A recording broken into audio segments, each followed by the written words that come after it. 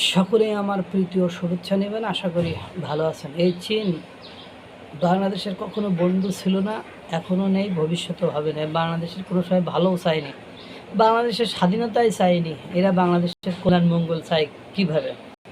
এবং চীনের সাথে যারাই বন্ধুত্ব করেছে, চীনের প্রতিবেশী রাষ্ট্রগুলো, তারা দেউলিয়ত্ব বরণ করেছে। তারা তাদের শোষণ, বঞ্চনা, নির্যাতন, ভোগের শিকার হয়েছে। তারই একটা স্যাম্পল বা নমুনা। ভারত হইলে অনেকের মাওলানা মৌলবীদের জ্বলিয়ে পুড়িয়ে সরকার হয়ে যাইতো, আন্দোলনে নামতো। কিন্তু এটা ভারত নয় তো চীন। এই জন্য এগুলো পেছন মেরে গেলেও, পাতা ফাটাই গেলেও, ছুটিয়ে গেলেও, রক্তপাত করে গেলেও এদের কোনো জায়গায় লাগে না। কারণ ওই যে চীন ওদের ভাই, আমরা তোমাদের ভাই, তোমরা মুসলমানরা যা পারো করো, তোমরা ক্ষমতা আসলে আমরা খুশি হব, এইসব কারণে তারা তাদের নারীদেরকে পেছন মেরে দিচ্ছে, ইজ্জত হরণ করছে, তাদেরকে অভিশপ্ত নরকে পরিণত করে দিচ্ছে। তারপরেও কোনো সমস্যা নাই। বিয়ের মাধ্যমে 5 বছরে চিনে গেছেন 4226 বাংলাদেশি নারী। অনেকের ক্ষেত্রে অভিশপ্ত নরকে পরিণত হয়েছে জায়গাটি।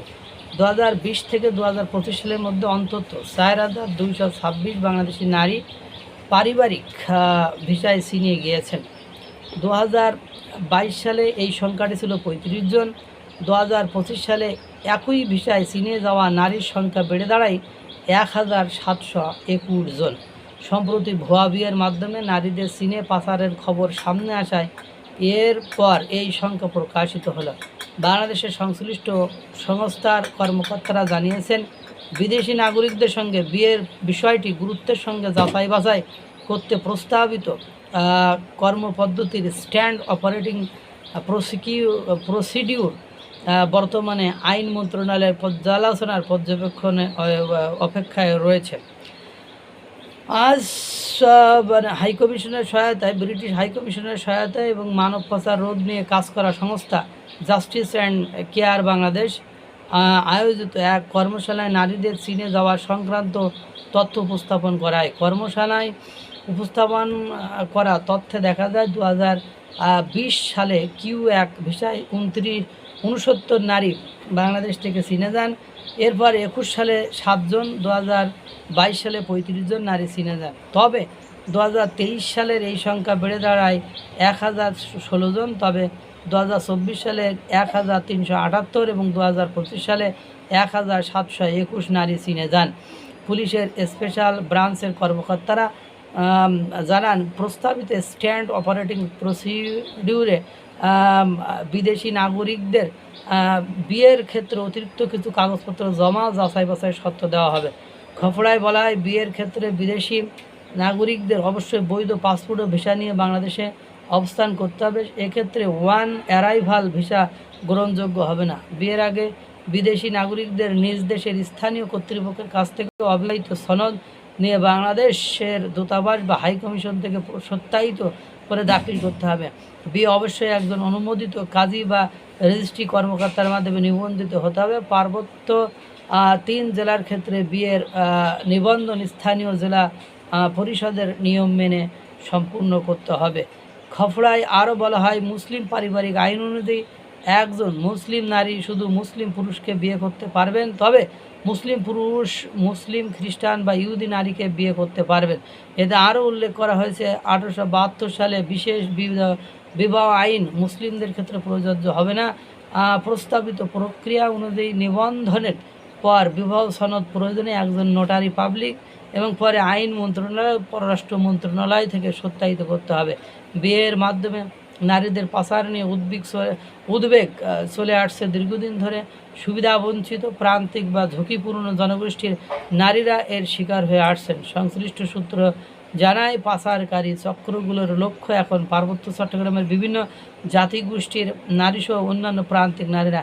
এই নারীদের বিভিন্ন প্রলোভনের মাধ্যমে চীনা নাগরিকদের সঙ্গে বিয়ের আয়োজন করে পাচারের চেষ্টা চলে।